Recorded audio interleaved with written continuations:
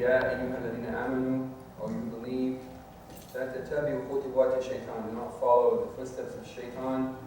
ومن يتبع خطوات الشيطان, he whoever follows in the footsteps of shaitan, فإنه يأمر بالفحشاء, he commands that which is fahsha, indecency, wal-munkar, the things which are rejected, undesirable, things which you have revulsion towards. وَلَوْلَا فَضْلُ اللَّهِ, had not been for the fadl of Allah, His generous outpouring, alaykum, to you, plural, وَرَحْمَتُهُ, and of His mercy, مَا زَكَى مِنْكُم مِّنْ أَحَدٍ أَبَدًا, not one of you would have been purified. وَلَكِنَّ اللَّهَ يُزَكِّي مَن يَشَاءُ, it is Allah, however, who purifies whom He wills. وَاللَّهُ سَمِيعٌ عَلِيمٌ, most certainly Allah is the one who hears, knows.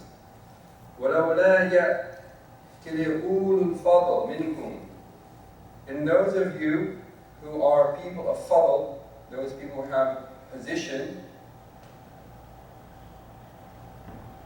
and when it comes to giving, وَالسَّاعَةِ, that you have wealth, provision, mal, and يُؤْتُوا أُولِي الْقُرْبَى, that when someone of a member of your family comes to you, وَمَسَاكِينَ, and those who are in need, the poor, muhajirin, and those who are immigrants, فِي سَبِيلِ اللَّهِ, in the way of Allah, وَيَعْفُوا, therefore let yourselves, O people of fadl, show compassion. وَيَصْفَحُوا, let them be expansive of hand. أَلَا تُحِبُّونَ أَن يَغْفِرَ اللَّهُ لَكُمْ, do you not desire that Allah will forgive you? وَاللَّهُ غَفُورٌ رَحِيمٌ, indeed Allah is the most forgiving, most merciful. Last week I was looking at a synopsis of Akhuwa, Brotherhood, according to Imam al-Ghazali, as it was extracted from his Ihya, and I had covered some points of that.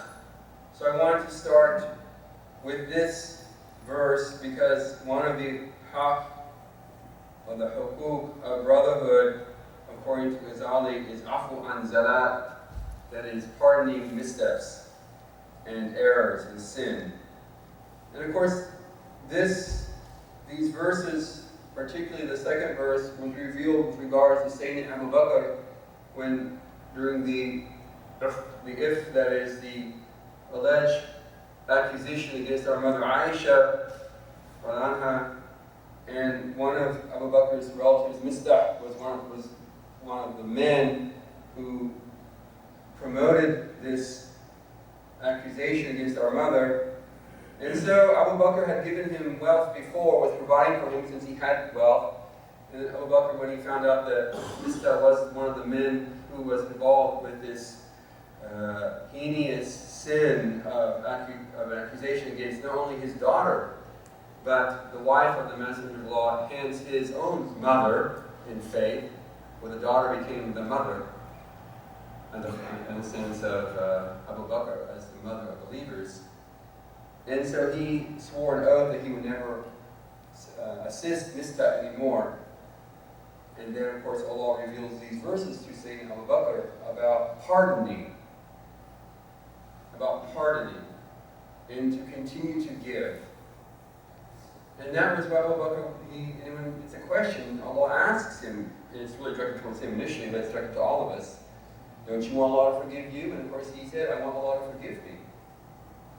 And so he resumed, even after all that happened, and Mistah was one of the people of Badr, and we noticed that as for the people of Badr, and yet he was not a man who could be just ignored with this act of qadhf or slander. Hence, he was punished, and Abu Bakr resumed his generosity towards him. And so this is a quality of brotherhood, which we want to talk about. But of the rights of brotherhood that are discussed by Ghazali, one is the haq fi nafs, that is the right with regards to a person. He mentions here, without me going into all the Arabic, but a person who comes to you has a qada, and he's seeking from you a need to be met. He mentions that this person, if you go to your brother once and you seek from him if he doesn't give you your second time, you assume with this good intention, personal done, that your brother forgot. But if you go to your brother a second time and he just ignores you, then he mentions here, and of course he's saying these are what some of the early Muslims have mentioned, some of the Salaf, some of the early Muslims would have this attitude that he mentions here, إِن لَمْ يَقْضِيهَا فَكَبِّرْ عَلَيْهِ. If he doesn't meet your need, then make takbir of him. Yani 4 takbirs, the takbirs of the janazah. وَإِكْرَ هَذَا آيَاتٍ وَالْمَوْتَ يَبْعَثُهُمُ اللَّهُ. Allah will resurrect the dead. Just leave him. It's as if your brother had died. This is how some of the old Muslims thought. And I mentioned this last week about Ghazali's metaphor of the wallet. If your brother needs something and you open your purse, your money purse, and you give it to him, and that's brotherhood. And next time he comes to you and he asks you for something, and you say how much, that's when brotherhood ceased, is asking how much. This idea of first, the right of your brother. Chivalry, futuha, is a quality which our Muslim, how can I describe them? Pietists, spiritualists, those who wrote of the character traits that believers should have, one of the terms they coined was futuha, or chivalry. And chivalry is where you desire for your brother more than you want for yourself, which is a prophetic teaching, as you all know, and I mentioned hadith referring to that many times, and even mentioned to you perhaps in a Jumu'ah khutbah, where you desire more for others than for yourself. This is a quality. Now, the reason I'm reading these, by the way, why am I bringing up these points about brotherhood? I mean, come on, even this week we see so much horror. That well-known photograph of the 3-year-old Syrian child on the beach in Turkey, face down. There are a lot more photos of those. If you go to my Facebook page, you'll see where I posted more photos of more children who are watching up on beaches in the Mediterranean. And if you're a parent, many of you are, hopefully you have a little bit of stirring in your hearts about what you see in such photos. Or if you go ahead and read the story of the father who survived, and how he tells how that one who you see in the photograph was the first to die. And then he was having the older child, he let the younger one go because he was dead. And then the second one died while he held him in the water. And then when he died, he let him go. And he went to his wife and she was dead. I don't know how we think about that. Maybe just that photograph, a simple event, can stir not only us, but us as human beings to be humane, whatever that means, be humane. Part of being human is to be cruel. That's definitely there. We have brought injustice to the world. We have slain, we have spilled blood. So much. But that being the case, there always have to be people who choose higher paths. Paths that transcend their own personhood, their own self-value in a sense of self-interest. And these are the qualities of a Muhammadan human being. A Muhammadan human being is selfless. And to read about akhuwah or brotherhood is not just to read it to say, oh, isn't this religion beautiful, mashallah, thank God I'm Muslim, mashallah. No. What does it mean if you just read something and don't do it? It's better to be ignorant of it than to have known it. And to read these things is to hold us accountable. We have to be accountable. And we have to be different. So this week is a week of what's going on in Hungary, with razor wire being put up the border with old Yugoslavia and Serbia to keep out the Muslims from coming to Europe. Some of the Hungarian and other Eastern European politicians have so worded it.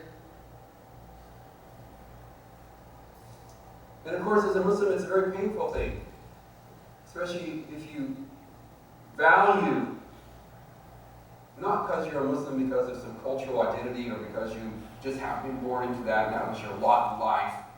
Because you actively choose God every day and you choose this in your being to be more than just your being.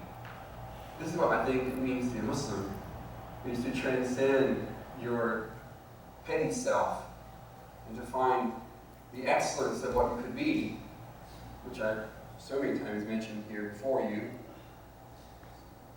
You have to take these virtues and qualities of brotherhood seriously. For if we don't have these qualities, then what do we have? Will we leave our religion to be just construction of buildings and offering ritual prayer? Anyone can do that. But if we don't construct ourselves, or we are content with our state of being, if you're content with the way you are in your life right now, you just are comfortable. Anytime you're comfortable with yourself, or just the way things are, that's never a good place to be. Unless it's in acts of obedience to the law, which you should be comfortable with, and fulfilling family ties, which in themselves are trials at times to do. But nevertheless, we should never be comfortable. Comfort kills. Comfort kills. Activity, self-examination, introspection, looking into oneself, and looking beyond, not just for your self-interest, Yawm al-Qiyamah, and the judgment in some selfish manner, but the other. And this is who we have to be. And so Ghazali wants us to understand this, as he himself knows that's the case, because he was a man who had to overcome selfishness. He had to overcome his own selfishness. He had to leave his position in Nisapur. He had to go and try himself to break himself of his own arrogance, his own ego, and prestige, in order that he might know truths of the Muhammadan way before death came to him and he would help be held accountable. So, we should all be this way.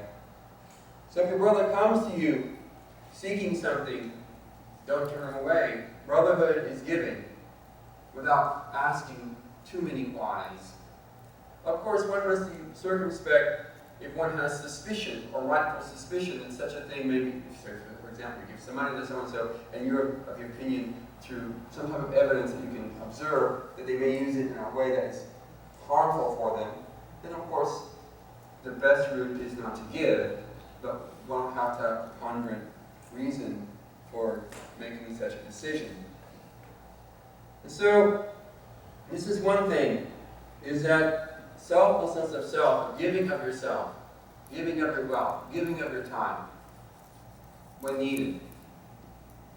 This is something that all of us must strive for.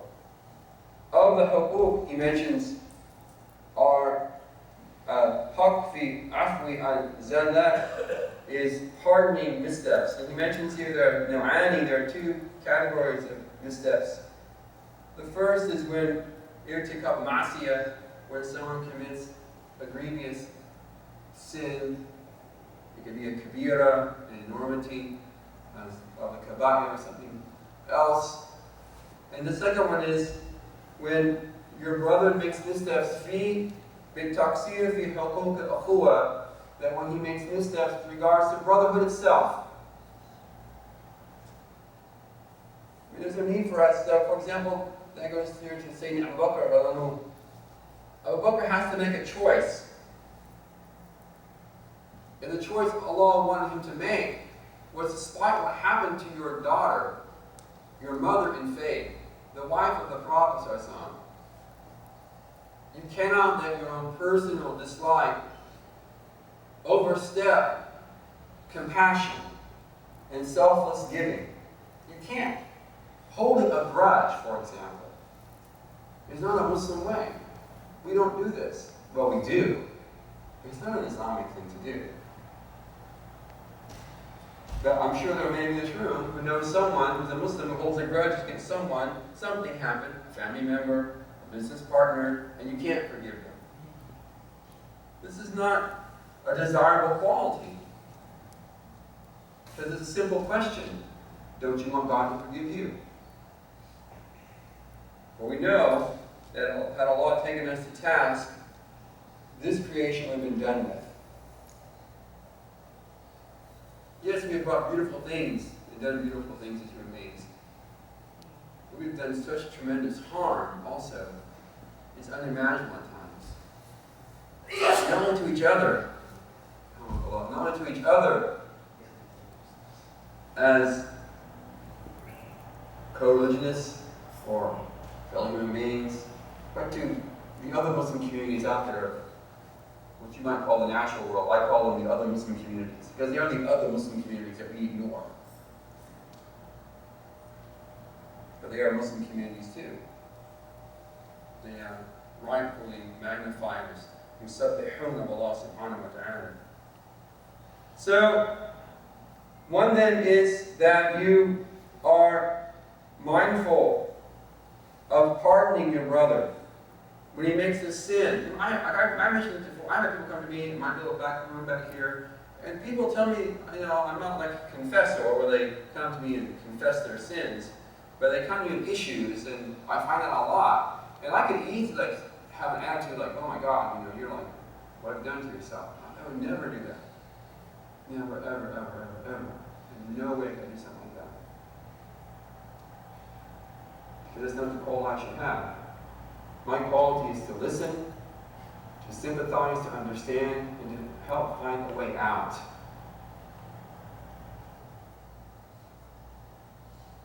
That's what I have to do. Even now people come to me with all kinds of issues, I don't even say SubhanAllah. I don't even nothing surprises me anymore. Nothing surprises me. Nothing. Nothing. Why should it surprise me? People have been stumbling since Adam's sons. They've been stumbling. And ever since, that's how it's been. We've been stumbling along and picking ourselves up or not picking ourselves up. And blessed are those who pick themselves up and make tawbah, return, and they're hoping along. So, Abu Darda, his attitude was, English meaning, he was asked, he said, don't you get angry at your brother when he does something like such and such a thing? He said, I get angry at his action. I don't like his action. وَإِلَّا فَهُوَ أَخِي وَأَخُوَّةُ الدِّينِ أَوْقَدُ مِنْ أَخُوَّةِ الْقُرَابَةِ. He said, yeah, I get angry at his action. However, the brotherhood, he's my brother, and brotherhood of faith is more firm, more to be leaned upon than the brotherhood of family ties. Just think of the son of Nuh alayhi salam, where Allah declared that he's not your son. It was an issue of faith that broke that relationship, though biologically, Nuh alayhi salam was his father. That's a hard thing, but in the end, that's what will happen. In the end, this is where it heads. Biology does not guarantee you salvation. If your grandfather was a pious man, his piety is with him, not with you. How many men have met? Oh, I had a grandfather who was a shit. I had a grandfather who was a scholar. What are you? I'm a drunkard. Oh, so you think because your grandfather was so good, it came to you? You got nothing had you actually your grandfather, a pious man, made you the more pious. That's what you should have got from him. So that's one of the issues, is this we have to deal with, is overlooking. Another haq fi du'a is our brothers and sisters need du'a. إذ دعا راجل أخيه في ظهر غيب قال ملك ولك مثل ذلك. As he said, and when a man makes supplication for his brother in private, when his brother doesn't know, an angel says, and for you is that also. Don't you want that? We make dua here after Jum'ah. There's a public dua that are requests at time. But you really should make a dua for people by name. There's a narration here from Abu Darda. He said, إِنِّي لَأَدْعُوَ لَسَبْعِينَ مِنْ إِخْوَانِي فِي سُجُودِي يُسَمِّيهِمْ بِأَسْمَائِهِمْ. He said, I make dua for 70 of my brothers in my prostration, I mentioned him by name. Not a fard prayer, most likely, but an nafila prayer. Mentioned him by name. You know, when I was at Purdue, it was like 1980s, and it was a mosque, it was a house, and next door was the house which was for it was a girls' Christian campus house. And a bunch of Christian girls up there. And I used to, we used to have this dialogue, and I went over there once, and, I had to use the restroom there. And in their toilet, when we were sitting in the toilet, I'll mention that, but they have like a dua, a prayer list.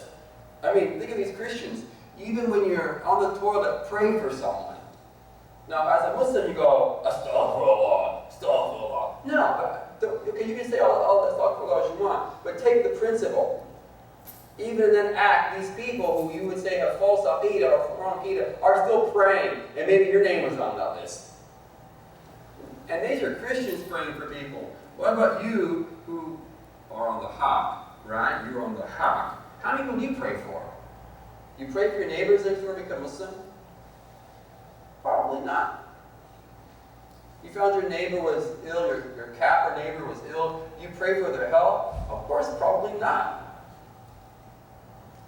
Because in your mind, they're kuffar. Kuffar are fire for hell. So why should I pray for them? That's how most Muslims think, by the way. Let them burn in hell. I was like that person once, right? I was a brand of hell once, wasn't I, when I was 16? I was a brand of hell, wasn't I? Yes, I was. Look at me now. Am I still? I hope not. I could very well be.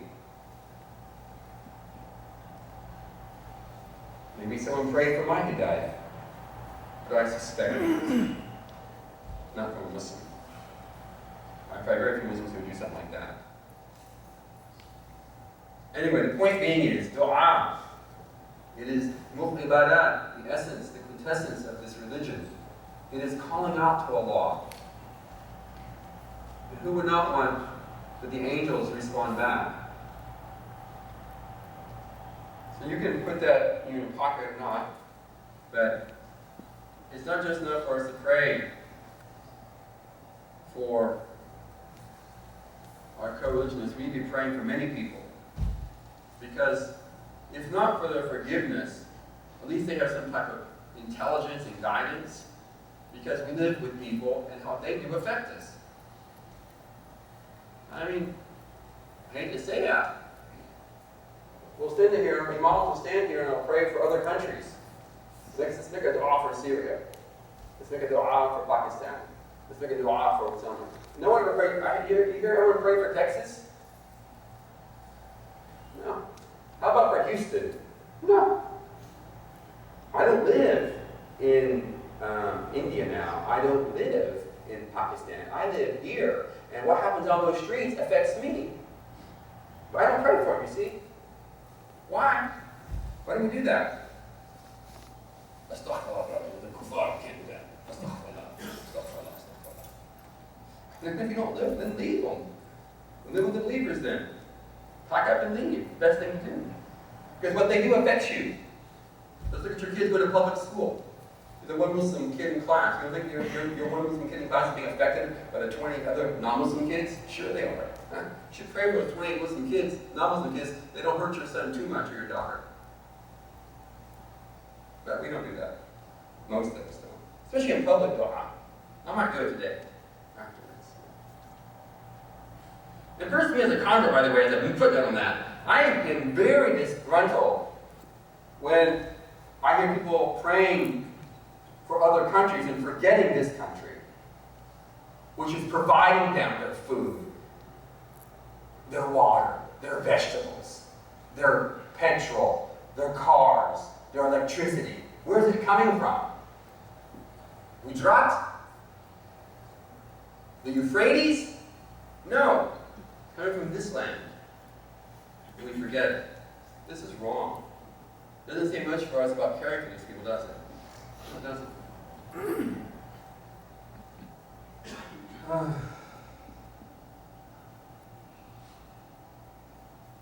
Another haq is haq al-wafa.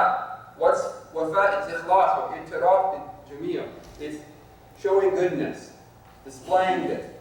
It's This is a quality we have to be showing. Yani, the Prophet said in the Brotherhood hadith of the 70 under the shade of the Arsh of Allah, Yawm al-Qiyamah, is رَجُلَانِ تَحَبَّ فِي اللَّهِ اجْتَمَعَ عَلَيْهِ أَرْدَاكَ وَتَفَرَّقَ عَلَيْهِ. Are these two men who love for the sake of Allah, mutual love, they come together in mutual love, and they separate mutual love. These men like this, women like this, people like this are of the 7 who are under the shade of mercy, Yawm al-Qiyamah. And of course, it's a very different hadith about the 7. But that is one, is mutual love. Coming together on that. The Prophet ﷺ, Sayyidina Aisha, an old woman visited the Prophet ﷺ, and the Prophet came up, كيف حالك, كيف أنت, كيف بعدك, how are you, how's it going? And he was so nice to this old woman. Aisha was like, and then she left, like, who is this old woman you're so nice to? Ajuz. This is Aisha, she's like, who's this old woman? He said, إِنَّهَا كَانَتْ تَأْتِينَا أَيَّامَ خَدِيجَ. She used to come to us in the days of Khadija.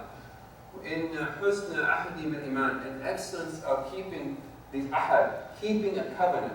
He honored the covenant relationship. He honored, the covenant relationship between his wife Khadija and her women friends.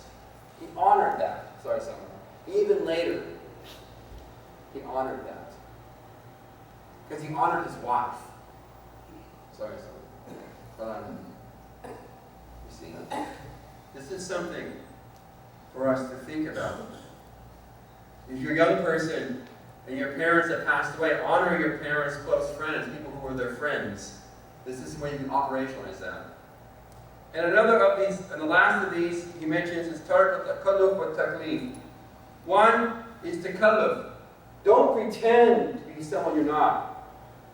Hi brother, assalamu alaikum, I'm your brother, and we'll go back to you later today. Don't show duplicity, two-facedness, dishonesty in your dealings with people. Show them who you are. Don't pretend to be another person. That's a really common issue.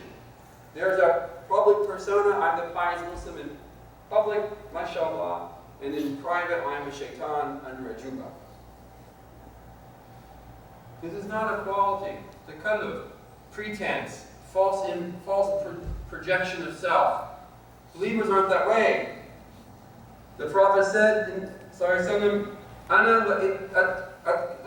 atqiya min ummati bira'un min takalluf. I and the pious people of my ummah are free of takalluf, free of false-faced showiness, pretense, showing something different. We're not that way. The pious people of our religion, we're not that way. We are as you see us. What you see is what you get. This is what you get. Public and private. That's a believer. A believer has clarity in public and private. Because a believer is under Allah Azza wa Jal every moment, public and private. Therefore, his Lord is over him, so he or she isn't two-faced, showing two different things. This is how we have to be. And it said that تَسْحَبْ إِلَّا مَنْ يَتُوبْ عَنْكَ إِذَا أَذْنَبْتَ. Do not associate except the person who comes back to you when you sin. When you make a mistake, he comes back. وَتَعَذَّرُ إِلَيْكَ إِذَا أَسَأْتَ. And when you make a mistake, he seeks an excuse for you. وَيَحْمُلُ عَنْكَ مُؤْنَةً نَفْسًا. He carries the burden that you put on him. The burden of yourself, that person carries it for you. وَيَكْفِيكَ مُؤْنَةَ نَفْسًا. And it's sufficient for his own burden. See, he's a person, you carry the burdens of others. That's the sign of belief. But even though you have your own burdens, even though you have your own, but you carry others. May Allah make us like this. May He make us like this before we die. Not just that in some private kind of way, but in the community. If we had qualities like that, wow, we're going to be different people. And if we had qualities like that as an ummah, perhaps some of the tragic things we've seen in the past few weeks, we wouldn't be seeing that. But unfortunately, amana has gone, the trust has gone. And this is what we have to deal with. May Allah give us patience, may Allah give us steadfastness, may He forgive us of our sins. Subhanaka Allahumma wa bihamdik, nashhadu an la ilaha illa ant, nastaghfiruka wa natubu ilayk.